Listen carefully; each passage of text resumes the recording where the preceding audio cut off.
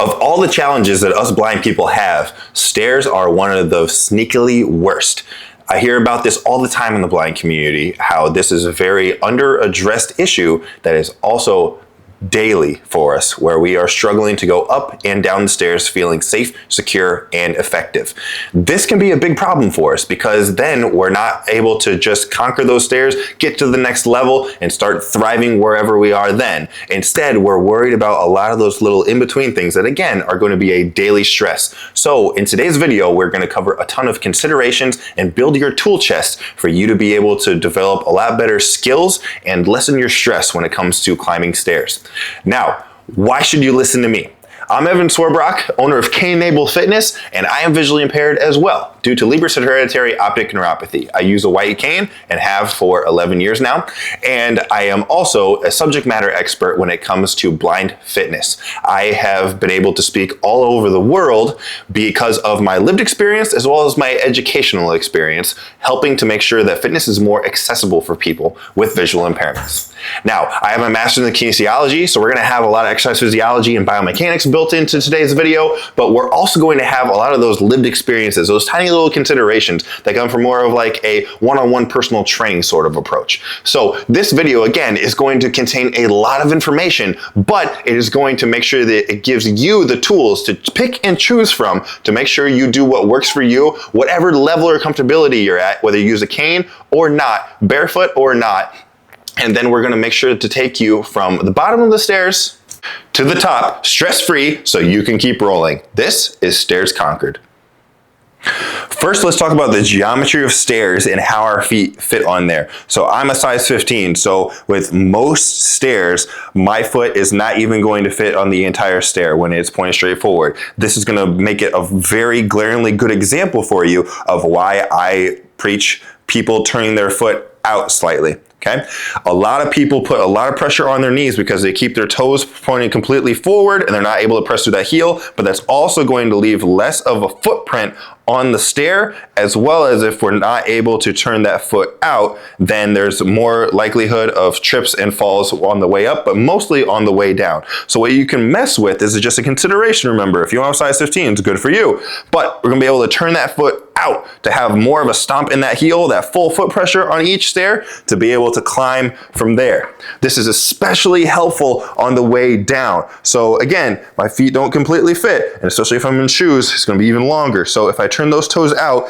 and open up my hips, allow those to contribute, which leads to less knee pain, then I'm going to be able to reach down, plant, feeling with the ball of my foot, making sure I'm not slipping off the front of this stair, find with that pressure in the ball of my foot and even curling my toes, whether I'm in shoes or not, and then because that foot is pointed out, I'm going to be able to make full contact on that stair, let that knee shift out as I descend to the next stair.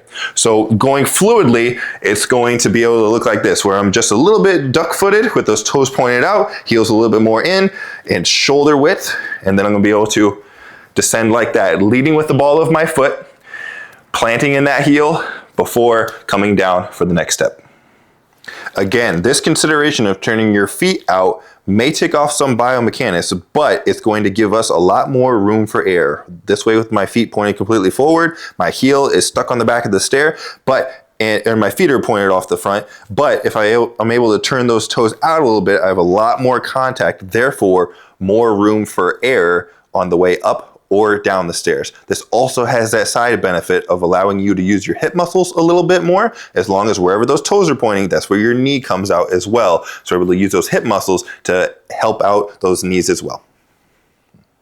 Now, if knee pain isn't your trouble on the way up the stairs, you can also lessen your footprint even more by keeping those toes pointed straight forward and being up on the ball of your foot. Again, this is instead of turning your foot out, by lessening that footprint of just having the ball of your foot and your toes up there, then that is going to give you a little bit more room for air. So you want those toes pointed straight forward and make sure you keep up on those tiptoes. Make sure you just get high enough of a step to not trip over the next stair, and then you're good to go. So it's going to be, again, being able to limit how much of your foot is making contact with the stair, using a handrail if necessary, and then that is going to allow you to apply that force up. Again, if you want to keep your heel down to lessen knee pain, that's okay. But if that's not an issue, then this is a really big advantage to being able to climb those stairs quickly. Now, my next huge tip is counting stairs. Some people will disagree with this, but I know that in my experience, if there are stairways that I'm going to be traversing a lot, it's very handy to never have to question how many stairs I'm going to have to use. Here I am at home, and I know that I've already climbed 5 stairs, I've got 11 more, and then I've got 1 more to the right for the landing. So by me being able to do that, I'm constantly on the way up or on the way down, able to count for this particular set, 1, 2, 3, 4, etc. until I'm all the way to 11. This does really come in handy, especially when you're running around. I know I've been in different workplaces where there's been certain stairwells where I know there's 11 and then 11 or 10 and 12. And I'm able to count those things, move as my little double check with my cane, and still be able to move a little bit more efficiently and with a lot more security. Here's a little hack if you're barefoot that's going to allow you to be even safer and apply a quick double check for you. So all you're going to do is when you're going down the stairs, turn those toes out, then you're going to be able to grab the stair a little bit with your toes. You're going to be able to feel that the ball of your foot, where the base of your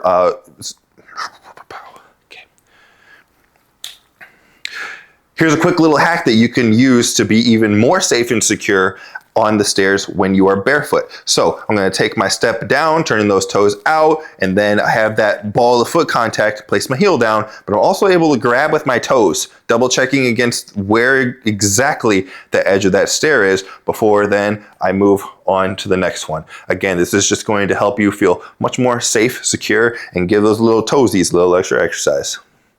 Now let's get into cane technique when it comes to stairs. So there's a lot of different techniques that get taught. These are the ways that I approach it that has allowed me to be safe and efficient at the same time.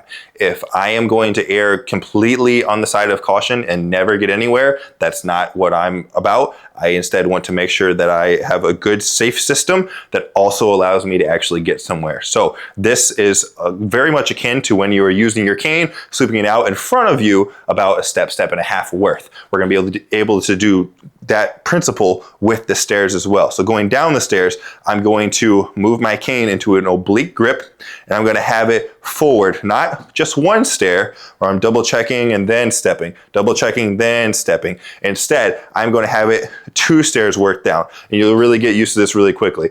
Really, you can just find the edge when you're walking the stairs. Oh, it's going to be stairs, it drops off.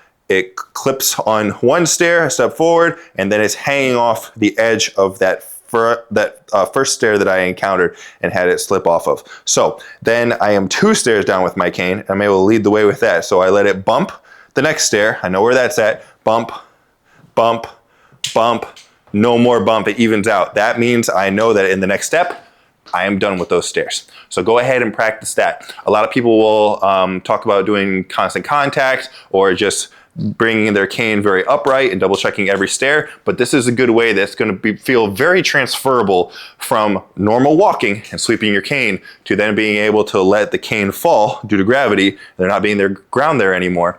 And then you're able to continue your stride cadence a lot more smoothly, yet still safely and efficiently.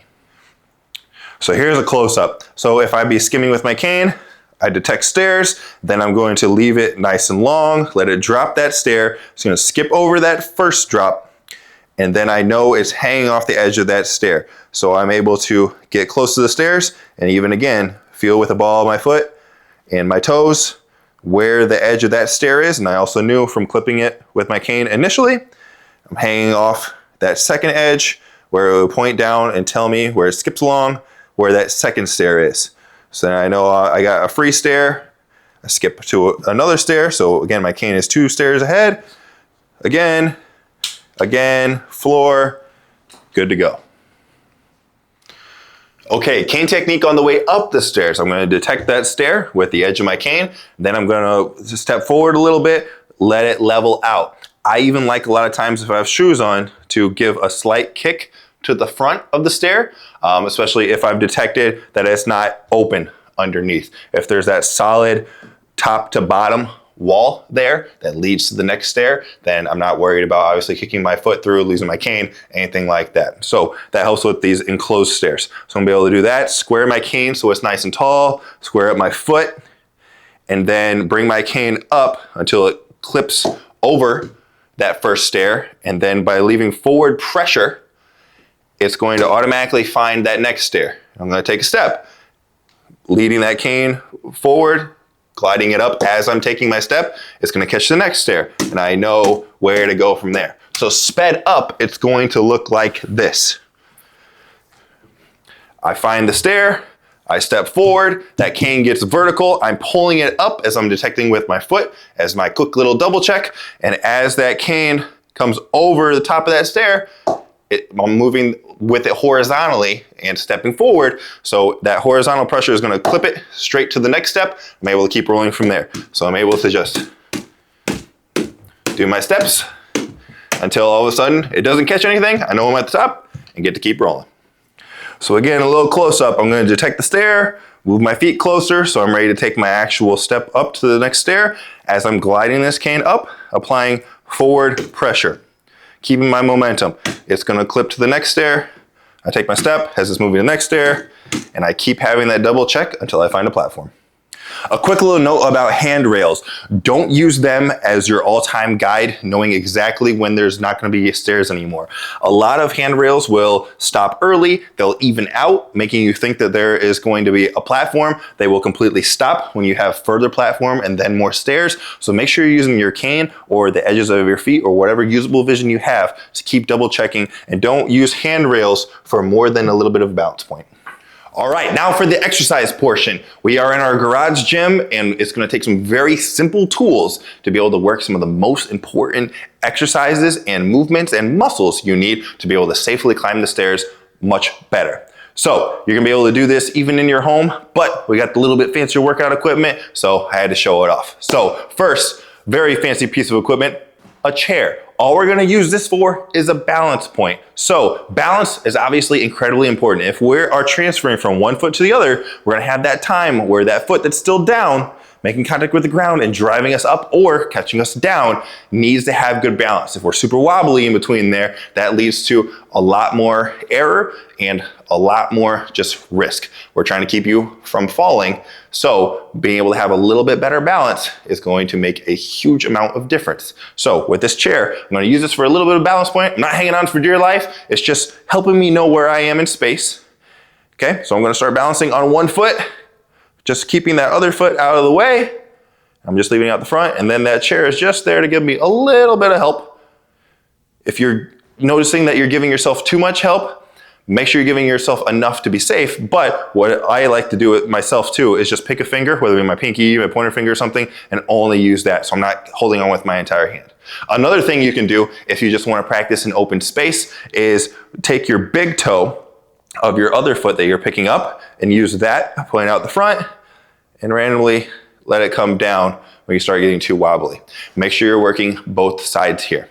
You can work them as appropriately, or in February, we're actually going to have a balance challenge that you can join in on in order to build this up really quickly with all the different reps and sets included. The next thing we can do is we can literally practice one step at a time. We're gonna have a couple of different drills that we can do this with, and our top tier is gonna be called a Peterson step up, which is amazing for building up knee health and more specifically driving through for that pattern that we want to see on our way up the stairs, especially if your knees are behaving. But first, let's practice stepping up to our little stair here. We have our little crash pad that is very similar to a stair here in the gym. So what I'm gonna do is I'm gonna do side steps. So I'm not worried about that forward and backward, I'm not worried about coming up and down, forward and backward either. So we're not worrying about that momentum. Instead, I'm just gonna stomp my right foot up here, making sure my entire foot is up. I'm gonna really drive through that heel to start with, so my hips are more involved. I'm just gonna stomp up and easy back down. We're gonna be able to build up a lot of tolerance with this. Think about walking before you can run. This is gonna be a great one for being able to apply pressure into that foot and control on the way back down. Make sure on the way back down from this, we're not falling and being way too dramatic about it. You can even work on coming back down a stair, controlling with your right leg and leading the way by pointing your toes of your left leg to be able to soften that blow. You can do a lot of reps on this to build up the tissue tolerance again, while just working one stair at a time before you move on to doing a lot of stairs at once, like you're gonna be in our January challenge. Next movement we can do is take that stair or fake stair here head on. So I'm gonna, this time use my left foot, I'm gonna drive up and then step backwards, back down. And just make sure that you give that moving foot enough room to do so. So I'm keeping my left foot up here, driving through and back down. Making sure that wherever I have my toes pointed, this is a good opportunity to practice that toe pointed out consideration if you want to do that. Practicing keeping that knee out in line with where those toes are going as well. So I don't want to be stepping forward, having my toes pointed out to, let's say, 10:30 on a clock, while my knee is still jamming forward at 12. We want it to be flowing nice and easily at 10:30 as well. So it's going to be able to help ingrain that before you do the slightly riskier, more practice thing of using actual stairs. Now here's a more advanced exercise you can use, especially if you're gonna be, climbing Machu Picchu or the Great Tower of Pisa or something. You have to really get your knees and feet ready for a lot of stairs. So this is called the Peterson Step Up. It was invented by a ski coach in Switzerland, last name Peterson, in order to help build up people's knees. So what we're gonna do is we're gonna have my right foot up just the ball of my foot on this stair, with the rest of my heel still on top of the stair, but dangling up in the air. So I'm only able to apply pressure in that ball of the foot. I'm gonna then jump my left heel forward so that I can imagine a straight line going across the top of my right toes. I want my heel forward in line with that. I also don't want to help myself with this left foot. So what you can do is if you catch yourself cheating by driving up with that left leg, especially that left ankle, then you can just pull those toes up toward your shin, so they're not able to help as much. I like to imagine having a peg leg, and that is going to keep my leg nice and straight. Just drive through that heel and not cheat my right leg of all the good work. So when we're gonna drive through on this exercise, I'm going to be able to stomp. If you've ever gone skiing before, you'll know exactly this move, putting your boot into the ski. I'm gonna drive my heel down in order to come up. Balance is going to be a little bit difficult on this, so make sure you have that balance point if you need it. And also a solid stair instead of this one with a little bit of cushion also helps. But we're driving through that entire heel to then bring that left foot off the ground, balance on that right foot briefly, and then I'm going to push my knee forward and drive my heel up and off again to that dramatic position from the start where we were just up on the right ball of that foot. So some reps, we're going to go like this. We're able to drive, really squeeze that knee muscle on the front. You can feel really driving that knee back. You can even practice squeezing your butt when you get to the top as well, so that the knee and the hip are really cooperating together and then coming back down under control. Remember, make sure you're really pushing the other step-up exercises we discussed before attacking the Peterson Step Up. You can use these in some low reps and slowly build up your tolerance over time.